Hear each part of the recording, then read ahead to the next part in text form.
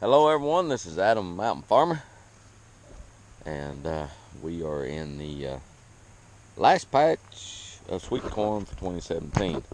This is the patch of corn that we planted July the 2nd. We got it planted, sprayed, and then it rained and washed a lot of seed out of the ground.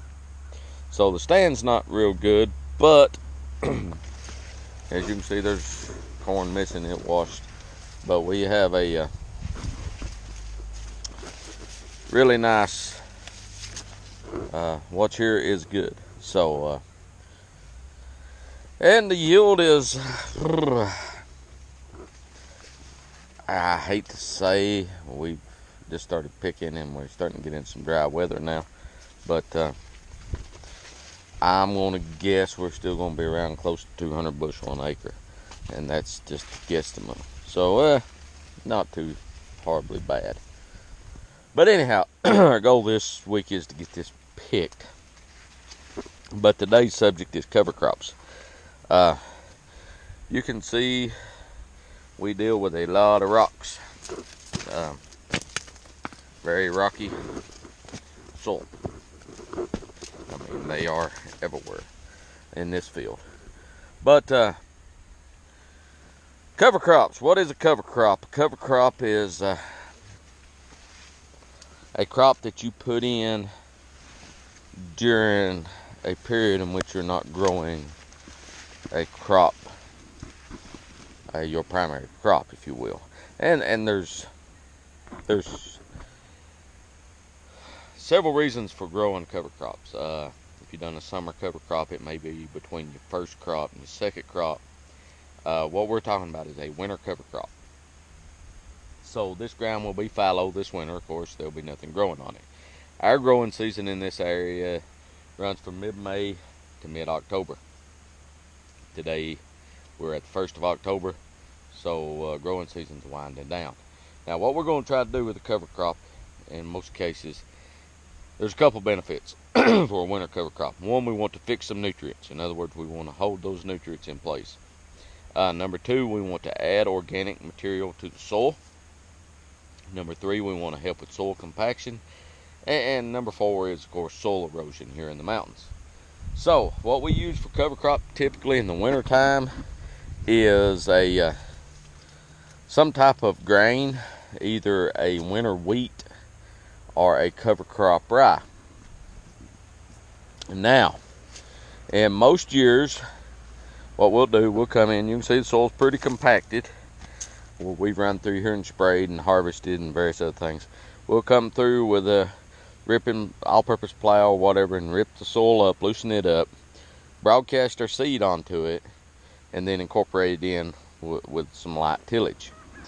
And what we get off of that, depending on when we get it in and the weather conditions, depends on how the crop does. Now, there is a myriad of different cover crops you can use. Radishes, turnips, various other things, you know, whatever. Now, with that being said, in the spring, we'll come in and moldboard plow that cover crop in. We take what's on top of the soil here, you know, and we'll have the cover crop, which is the organic matter, and we'll turn it under into the root zone. And then we'll have to work it in. We'll have to chop that up and break it down. So that's the point of a cover crop.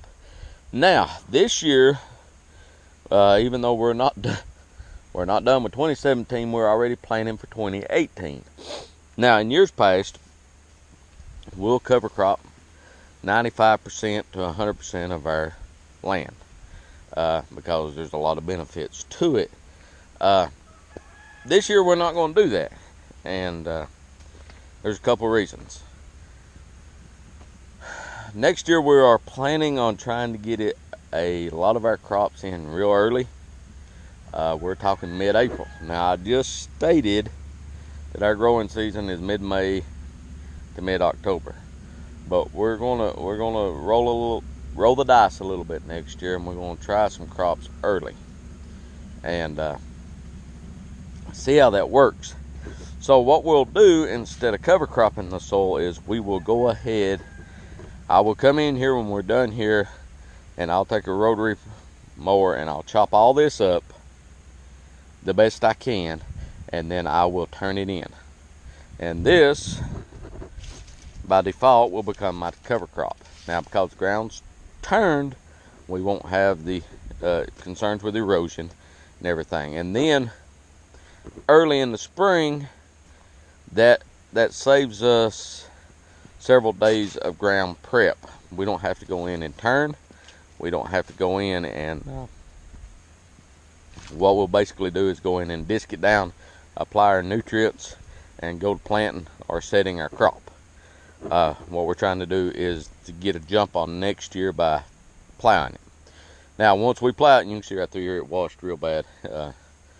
When we plow it during the winter, it will freeze and thaw, and that'll help loosen the soil. So that'll help with soil compaction. So we will be addressing some of the same issues, although I do recommend a cover crop. I mean, there are so many benefits for it. It's just, in our particular situation, this year I think that it's probably going to be flip-flopped. We may do 20% of them in cover crop, 20-30% of them in cover crop, and the rest of them we will go ahead and pre-moldboard plow. So as we get started on that,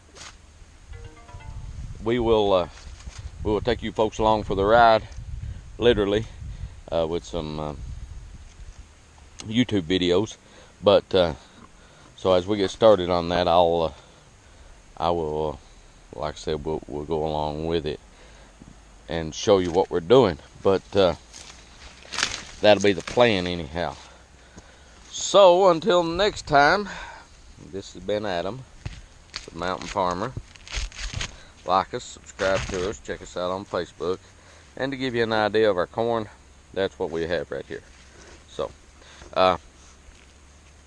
it's looking good. Nice pretty ear of corn. It's a bicolor, super sweet. So until next time, this has been Adam. We will be more involved with the cover crop and the fall tillage coming up. Probably won't happen none this week, but hopefully starting next week we will start cleaning up fields and getting them either cover cropped or plowed. But before I do that, I've got to order some wire parts for the plows. I have got to get some parts for the 3-point hitch, which I lost off the New Holland. Yes, it's been one of those years. And we will go from there. So until next time, this has been Adam. Take care of yourself. Bye.